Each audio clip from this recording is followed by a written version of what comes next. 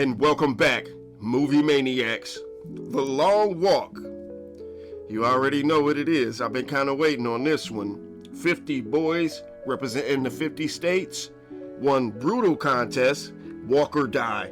That's the premise behind The Long Walk. The latest Stephen King adaptation, but is it just another survival story or something deeper? Let's break it down. Directed by Francis Lawrence, this adaptation drops us into a bleak, alternate America under control. Each year, 50 teenagers are chosen for the long walk. The rules? Stay above 3 miles per hour or face deadly consequences. You're gonna get your ticket. The walk continues until only one remains, who get fame, fortune, and one wish, because they're recording the whole thing and people can watch it at home and see if you make it or not. At the heart of the story is Ray Garrett, played by Cooper Hoffman, joined by Peter McVrice, Stebbins, and others. Alongside them is the Major, portrayed by Mark Hamill, who oversees the walk with chilling authority. This is the strengths and what worked. Performances that hit hard.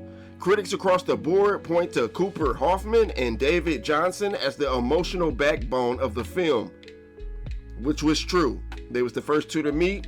They was the first two to interact with each other, and the film followed them for most of the movie. So you kind of knew them would be the last two standing. Their friendship, banter, and breakdowns keep the story alive, even when the pace drags. And Mark Hamill, cold, commanding, and unforgettable as the Major. Emotional and thematic weight.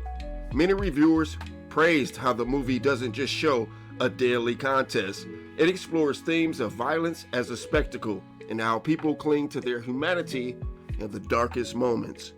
Friendship and compassion shine brightest when the system is at its cruelest. Weakness. What didn't work? Slow, sometimes repetitive pacing.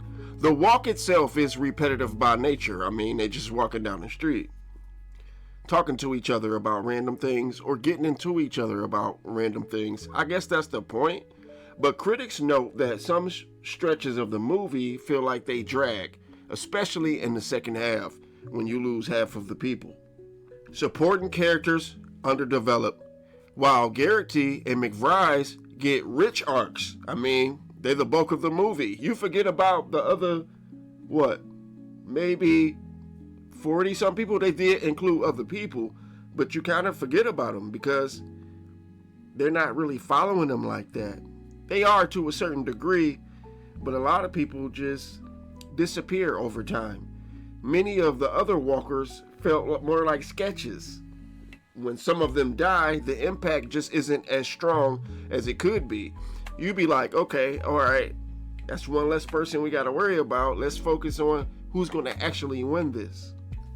Brutality and tone. This is not a light watch. The violence is graphic, the despair is constant, and the movie doesn't give you much relief. Some critics praised the honesty, others felt it can become overwhelming.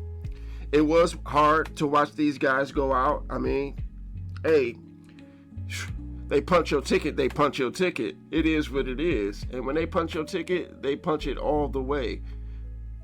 In different type of ways, if you feel what I'm saying. But punching your ticket means exactly what you think it means. The ending, without spoiling it, we try our best not to spoil things for you on this channel.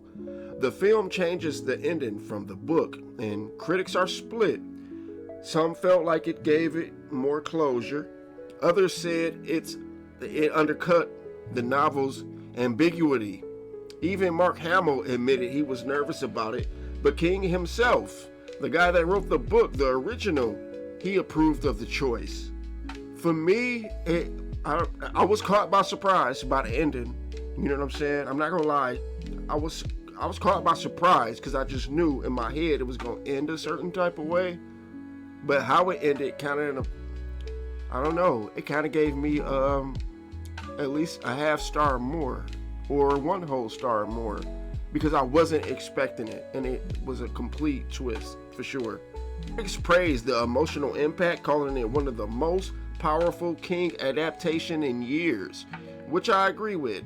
Stephen King has been kind of hit or miss over these last couple of years, but this was good. I didn't even know he wrote this or wrote a type of book like this. I mean, I don't study him like that to know, but they also pointed out the monotony is both the film's strength and its weakness.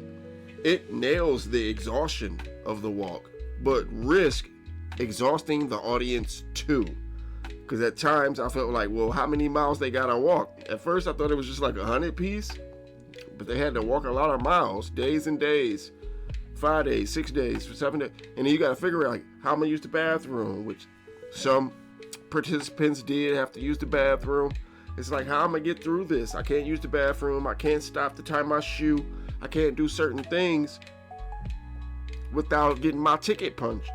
Some reviewers also flagged familiar dystopian tropes and even problematic character archetypes, like niche. You got the guy that in there that, he not really working with you, or some people baiting you into falling or tripping, so you one less person they got to worry about. Still, most agreed that the core performance made it stand apart from other survival game stories. The final verdict. For me, The Long Walk is brutal, unrelenting, and unforgettable. It's just not about who wins. It's about how people endure, what kindness look like under pressure, and how power systems thrive on cruelty. It won't be for everybody. If you're looking for an easy dystopian thrill ride, this isn't it. But if you're ready for a heavy, emotional, and thought-provoking experience, this is a walk worth taking.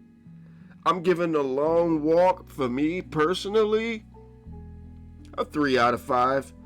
It's powerful, haunting, but definitely not a casual walk. So what did you think of The Long Walk? Did the ending work for you, or did you prefer the book's version? Drop your thoughts in the comments below.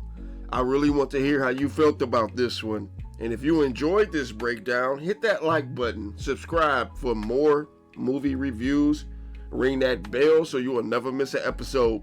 Thanks for walking with me today. I'll see you in the next one. And cut. That's a wrap. Until next time, movie maniacs, you know the vibes. Like, comment, and subscribe. I'll see you at showtime. Peace out.